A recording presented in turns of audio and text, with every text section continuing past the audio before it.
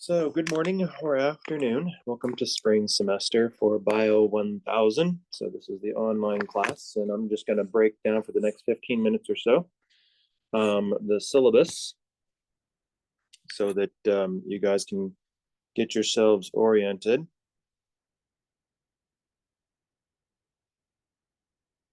Bear with me here while I share my screen.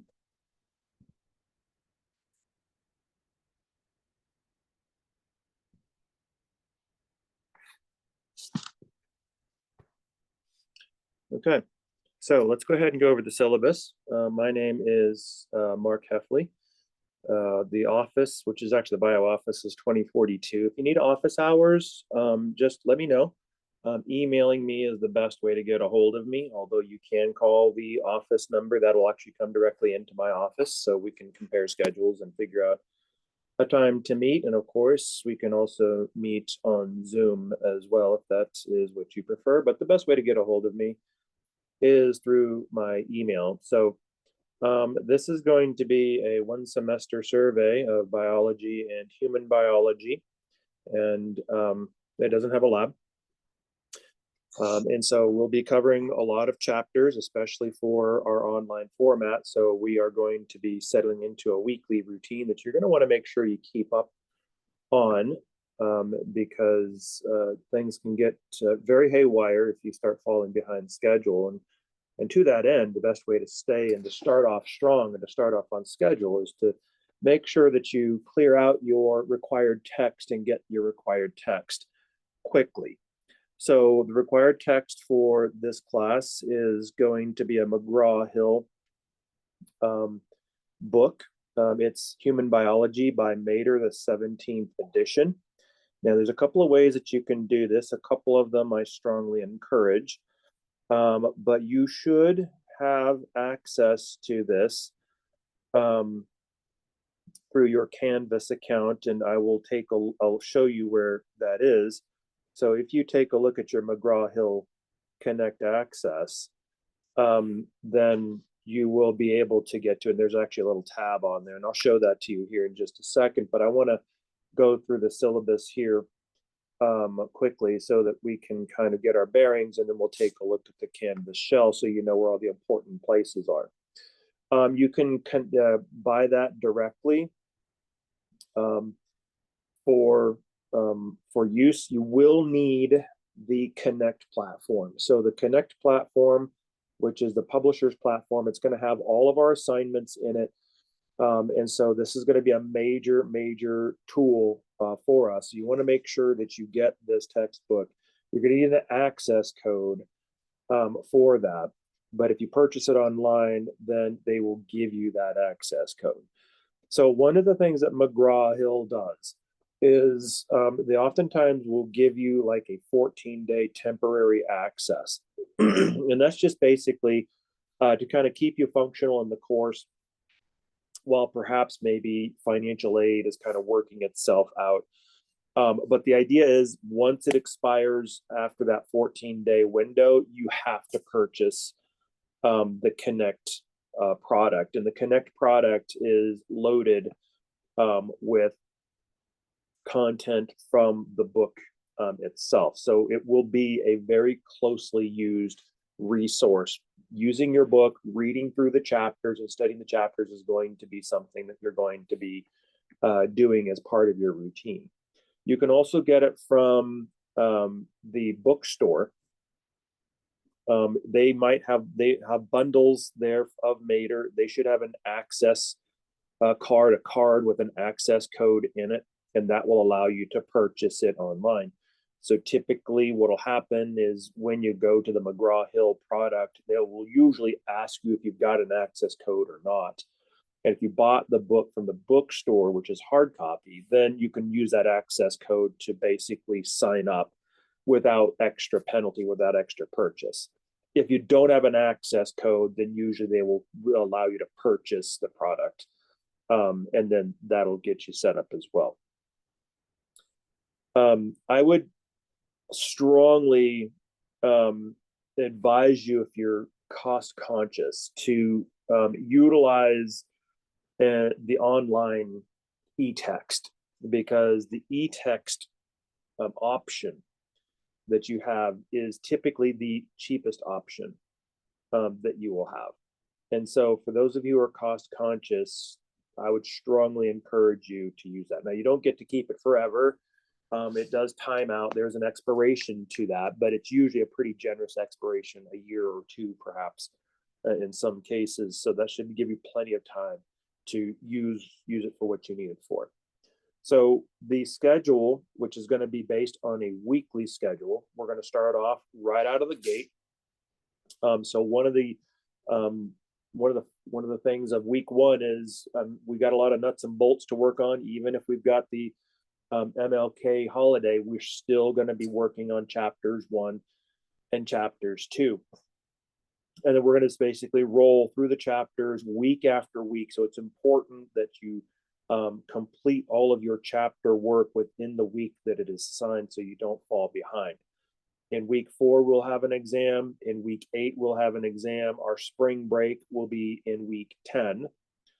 And then week 13, we'll have an exam. And then finals week, we'll have our last exam. And so once we drop into our routine, it'll become pretty clear and for the most part, fairly repetitive. So one of the important things of online classes is to fall into a repeating routine quickly and easily so that you know what you need to do from week to week. The routine should not change throughout the weeks, only the chapters. So in terms of grading material, you will have 4 lecture exams, each of 100 points. And they will typically have multiple choice and true false. Again, the exams will be administered through the Connect platform. So if you don't have Connect, you literally will have no way of actually accruing points in the course. In some iterations of this class, I do a take-home assignment. It's not really a take-home, but I will post it on Canvas for you guys to do. There's going to be 2 assignments. The point values of those have been adjusted a little bit. There is a scientific research paper assignment that's worth 18 points that will be posted, and I'll have more postings, more video postings explaining what that is and how that should be done, and of course a genetics exercise which is 10 points. So those 2 also will factor into the grade as well. Other than that, what you're going to have is basically a series of work assignments, chapter assignments on Connect that you'll be doing for every single chapter. And then during exam weeks, you will have review quizzes for each of those chapters as sort of a warm-up to get you ready to take the exam. So you kind of have a little bit of a dry run before you take the exam itself. Makeup exams, typically, we don't like to do makeup exams, but if you've got a documented excuse, then we can take a look at that. You're only allowed 1 makeup exam. That should be enough for the most part for the random events of life. If it becomes more than that or a protracted situation, email me and let me know what's going on so that we can sort of manage things and sort of troubleshoot and figure out how to best get you taken care of and functional in the class without falling behind. Cheating, which is an egregious violation in all of academia, can basically be dealt with in many, many ways. For this class, if cheating is caught, then expulsion from the class and failure of the class is the policy. If you email me, make sure you put Bio 1000. I do have other classes that I teach, and I don't necessarily know from which class you're coming from. So please put Bio 1000 in your subject line, and I will try to deal with whatever is coming across, and I'll try to respond to, and we can work on whatever presents itself to us. So this is just kind of like the layout of the exams. You got 4 lecture exams, chapter quizzes, the genetics assignment, and the paper assignment, which are 10 and 18. So this has been updated, this particular component of it. And in some cases, some virtual lab applications may or may not be added down the road. If they are, I will announce them ahead of time and give you plenty of time to be able to do them, because the one thing I don't want to do is add a bunch of new stuff in the middle of the semester, because that will basically knock you off of your routine. And it's very critical, once you kind of get on your established routine, that we protect that so that there's not a lot of extra random stuff coming at you that can break up that routine. It's critical for you to be able to be successful in a class like this.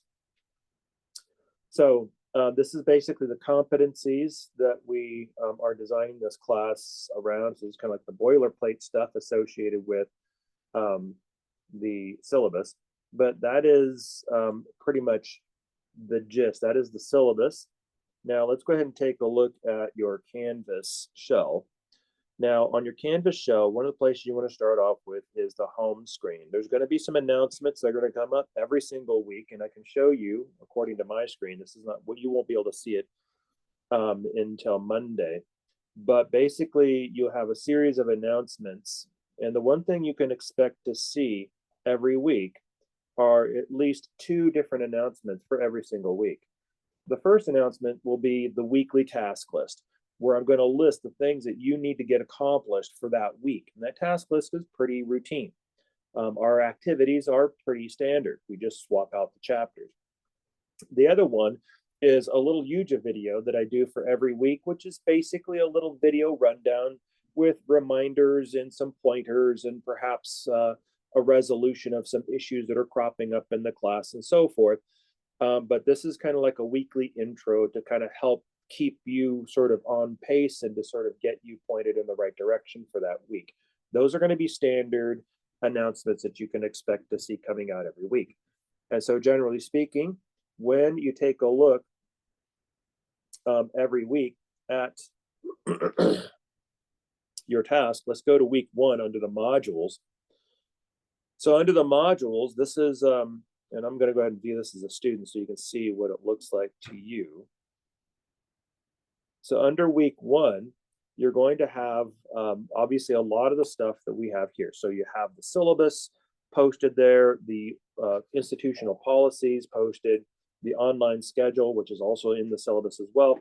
And then you're going to have our chapters. You're going to see every single week the PowerPoint Mater, chapter 1, so 1001, that's chapter 1.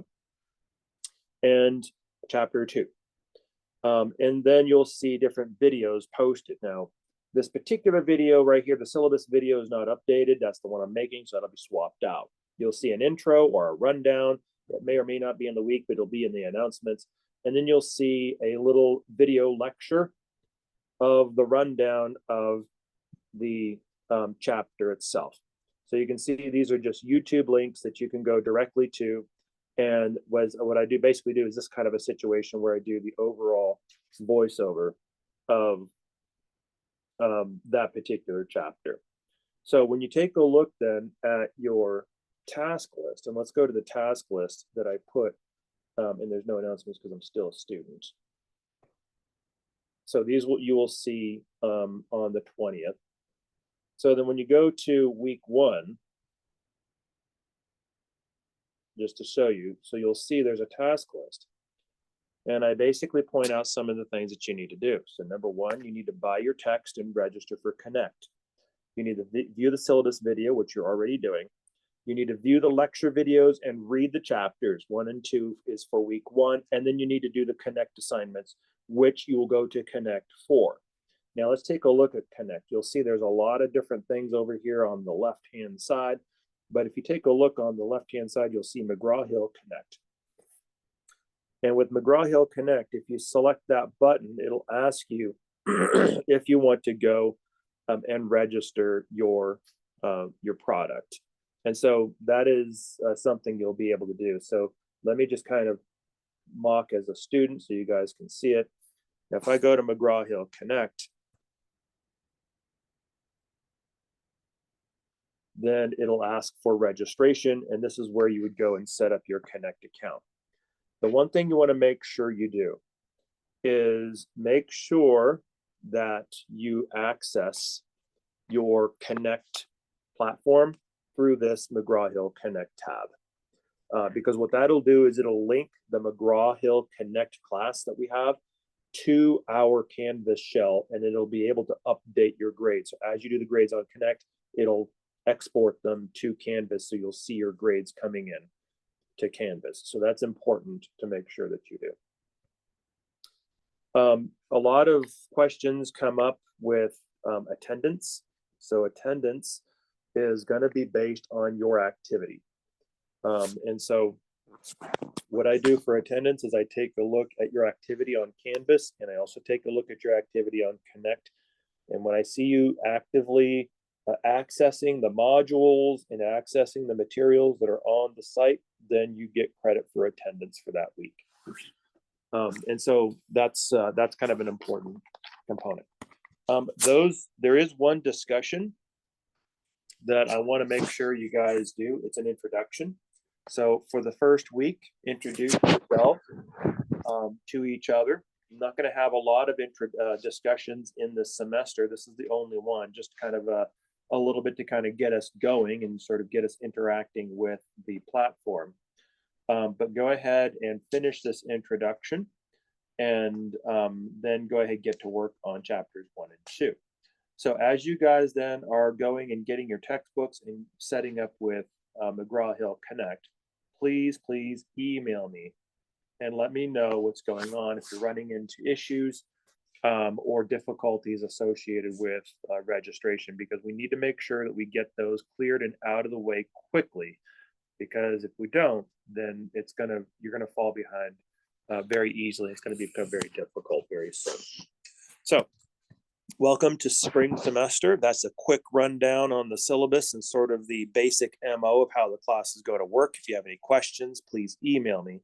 Don't hesitate to email me, because I check my email and I create a task list for myself of different issues that you guys run into. So I'm happy to have you in class, and welcome.